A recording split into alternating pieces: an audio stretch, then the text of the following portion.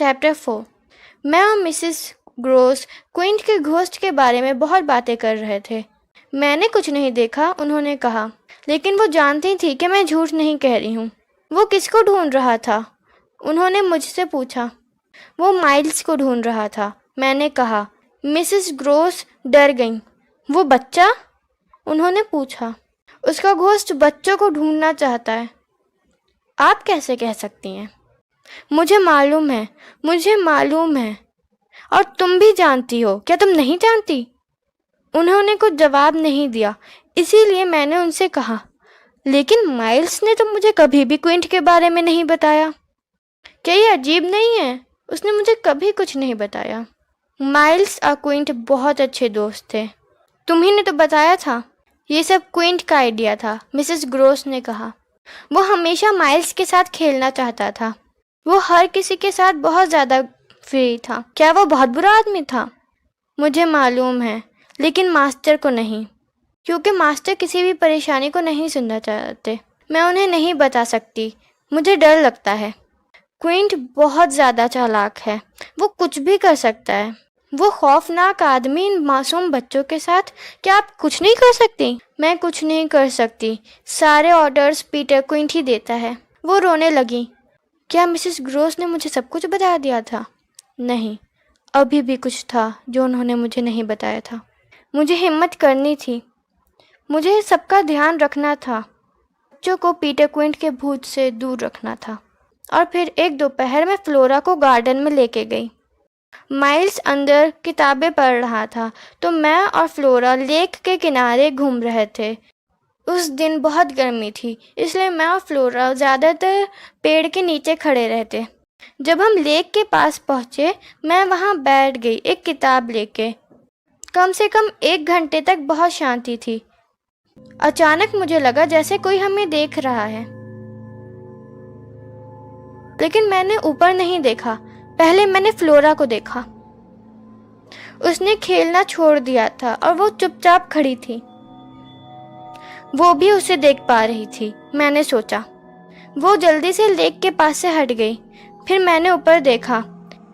एक औरत लेक के दूसरी तरफ खड़ी थी, एक खौफनाक औरत जिसने काले कपड़े पहन रखे थे। वो फ्लोरा को घूर रही थी।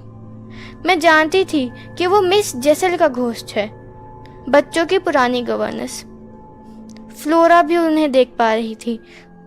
फ्लोरा ने भी उन्हें देखा। मैंने मिसेस ग्रोस को बाद में बताया। क्या फ्लोरा ने तुम्हें ये चीज़ बताई? मिसेस ग्रोस ने पूछा।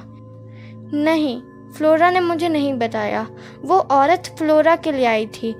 मिसेस ग्रोस डर गईं। क्या उसने काले कपड़े पहने थे? हाँ, और वो बहुत खूबसूरत थी। खूबसूरत, लेकिन वो बुरी थी।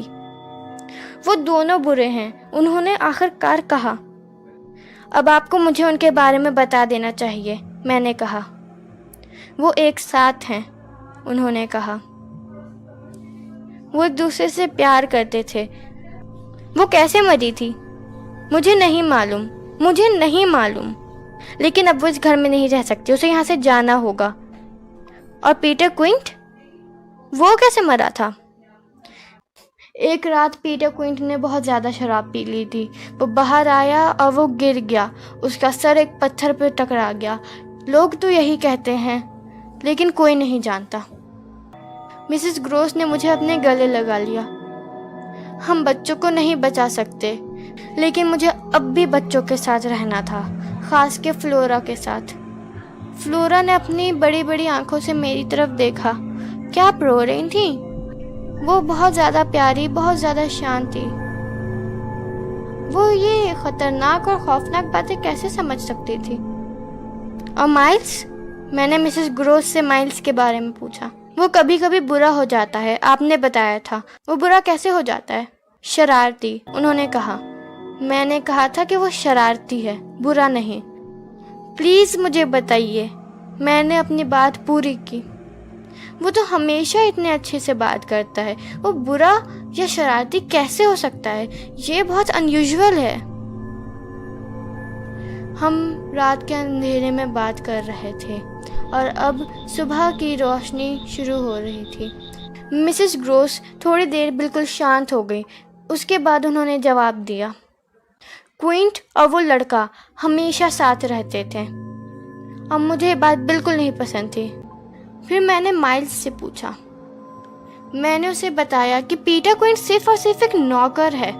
कभी कभी तो ऐसे दिन होते जब पीटर क्विंट और माइल्स घंटों तक साथ रहते और वो क्विंट और मिसेस जेसल के बारे में जानता था। मुझे नहीं मालूम, मैं नहीं जानती। हाँ, आप जानती हैं और हमें अभी और भी जानना है। बाकी की स्टोरी नेक्स्ट वीडियो में।